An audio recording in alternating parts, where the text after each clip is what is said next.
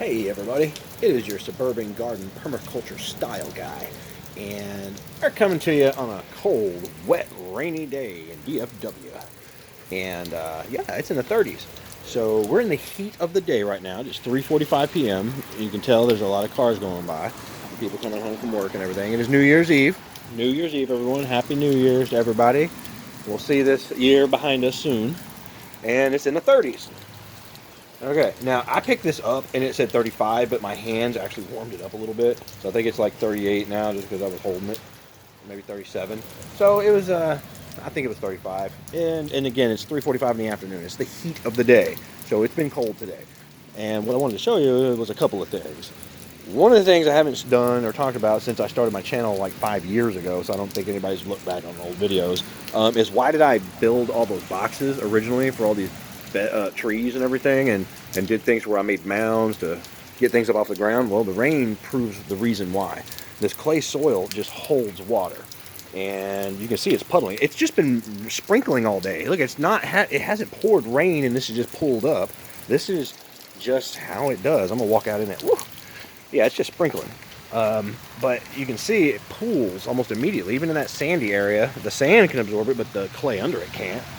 And that's why I did that in these boxes like this, was to get those root balls up out of that clay soil. Brought in some other soil that we bought and not even filled up the boxes all the way. That's a lot of dirt. But it was enough to get the root balls above this drowning situation in this clay. The clay is rich. It'll feed your plants. It'll keep them alive. They can prosper. But it's hard for fruit trees, which are not native, like they're not hardy trees. They're specialist fruit trees, right? These are specialist trees that we have cultivated over the years to give us better fruit. They're not necessarily the best survivors. So giving them this little chance, like these guys are up on a hill a little bit more, so you don't see much pooling of the water. It kind of lowers down. You see it lowers towards the house a little bit. And you can see the puddles. And it drains out this way. Everything drains out that way under that greenhouse. But even over here in this little dog path, look, there's just little bits of water. It just doesn't soak up. Doesn't soak up very fast. Another reason I did this, or one of the features of it, is that I built a mound of dirt where we put these logs to trap any water on this higher part from rolling down and just going past them, and to trap it in this zone. That seems to be working well. If you don't trap the water, it just runs off. This looks relatively dry compared to this puddles because it's kind of up on a slope. It doesn't pool and absorb, so you don't get as much benefit from a light rain. Doing stuff like this impounds the water and makes it stay here and soak in, and I get better results. See, it's pooling back there in the dog run. It's going to run that way because that's the direction. But, or actually, the direction is this way, but the dog's got it kind of walling down. So some other things I wanted to show you was, even in these temperatures, my garden is still growing. I mean, it's froze a couple of times here. Not hard freezes, but I come out and the dog water is frozen. And some of these are seedlings. Like these little guys, I just put those in. They're not seedlings. They've been growing. They're probably like a month old seedlings, but they were growing in little bitty starter cells they should have been out of a long time ago, so they were suffering. But I went ahead and put them in, and they've been doing good. They've been in here for some days. There's some little tiny ones over here. But those are celery, cilantro. All these are cilantro. That's a celery right there. These are obviously kales, dino kales. There's a rows of lettuce.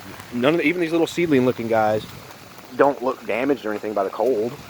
And there is some stuff I started from seed. Those cabbages, they're doing fine in all these freezes. So winter garden stuff does work. These are the purple cabbages. You can see them in these holes.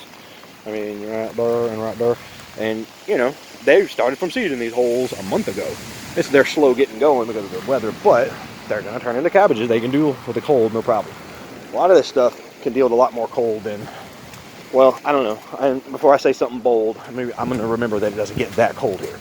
But another thing that doesn't seem to mind the cold here is my citrus. This is the way it's been clamped open. If you remember the last couple videos, when I walk up, I haven't changed this in 2 weeks. So I let the cold air come in here. Look, see the smoke from my breath? I think you can on the camera, but it's in the 30s, and I ain't closing this up. These citrus trees are fine. These peppers are still alive that I tried to see just if I keep them in the same environment as the citrus, as a canary in the coal mine, and they're losing leaves from some of the frosts, but it's still not hurting it. Avocado is still in flower mode. It's about to go into full flower. Let me see if I can get the focus there. Whew. All this rain. Yeah, it's going into full-blown flower tarnation right here. Right in the middle of the winter. All these heads are getting ready to just explode. Right in the middle of the winter, right when I'm trying to move. Yeah, look at all them cabbage heads.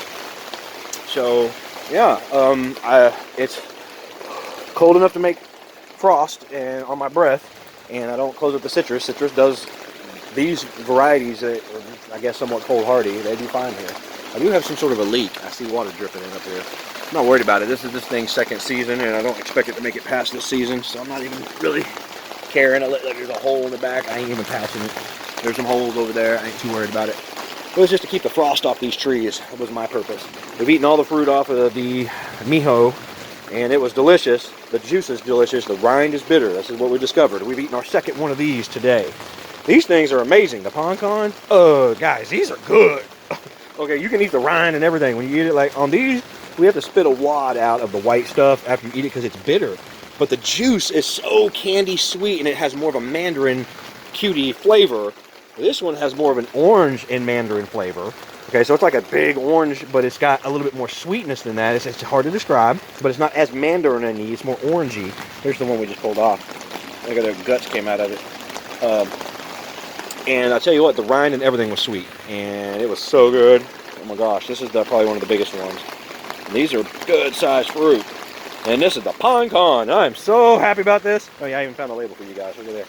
Mandarin, pecan,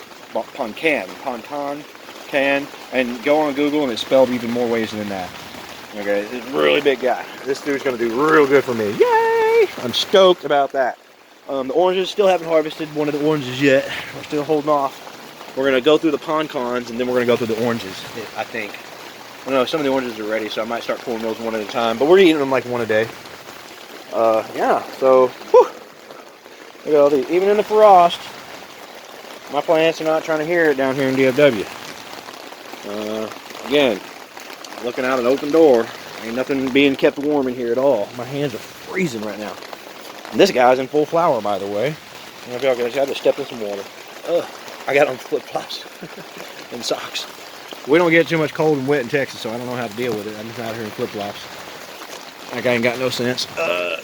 It don't rain here very often. We stripped a bunch of the lemons off, as you can, I don't know if you can tell if you've been watching any of the videos, but this branch, a lot of this branch work has stood all the way back up. These things were all hanging, this whole thing was full of lemons hanging onto the ground, right?